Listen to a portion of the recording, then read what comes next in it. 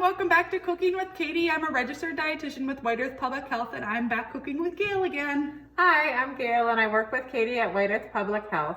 And we're gonna make one last holiday side dish for you today, and I think it's gonna be a favorite one. We're making a homemade stuffing. Sounds great. Let's get started. To start, we have chopped 1 cup each of onion and celery into about 1/2-inch pieces, which we'll add those to our pan to saute with a 1/2 cup of melted butter. And I kind of left them pretty chunky just because I feel like that's how stuffing should be. So, make it to how you would like it. So Gail's just gonna go and stir that all together, and then we're just gonna let that cook until they become tender and translucent. Our onions and celery have sauteed until tender. We will now add in a 1/2 pound of pork sausage. The recipe recommends a breakfast sausage with maple flavoring, but choose a sausage of your choice. And also doing a chicken or a turkey sausage, you could certainly do that too, and then having some kind of flavoring. You could also do like a spicy, anything like that, that you want to add a little bit of flavor. Now, as Gail is just breaking up our sausage, we will go ahead and let this cook away until everything is done. Our sausage is all cooked. Now we will add in an apple that has been cored and diced. You can leave the peeling on if you wish, like we did. And then, so we're just gonna stir in the apples, and then it just says to let it cook for about a minute or so. So they don't have to get soft or anything like that, because obviously once we get everything cooked and put together, it will continue to bake for a little bit in the oven, so they will bake that way. Now we are ready to add in our seasoning. We have a 1/2 tablespoon parsley, 1/2 teaspoon thyme, 1/2 teaspoon sage, 1/4 teaspoon pepper, and 1 teaspoon of salt, and 1 teaspoon of poultry seasoning. Yes, and we cheated. We just put everything together and did it in one big bowl. So Gail is just mixing there, and then the next part is we will go ahead and add in some low sodium chicken broth. This is 3/4 cup. We're making a 1/2 recipe, so it says to go for 3/4 to a cup based on that. So we'll kind of see once we start stirring in our breadcrumbs if we need to add more or not. In our bowl, we have 8 cups of bread pieces diced up.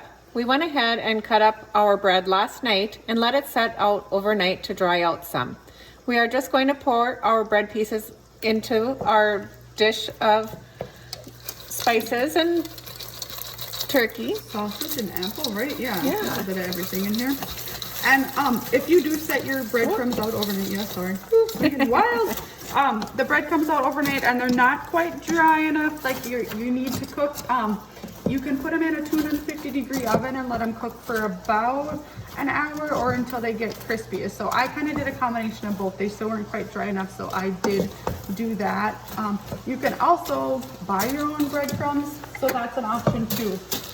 So as Gail stirs this together, we'll just kind of see if we need to add a little bit more of that chicken broth.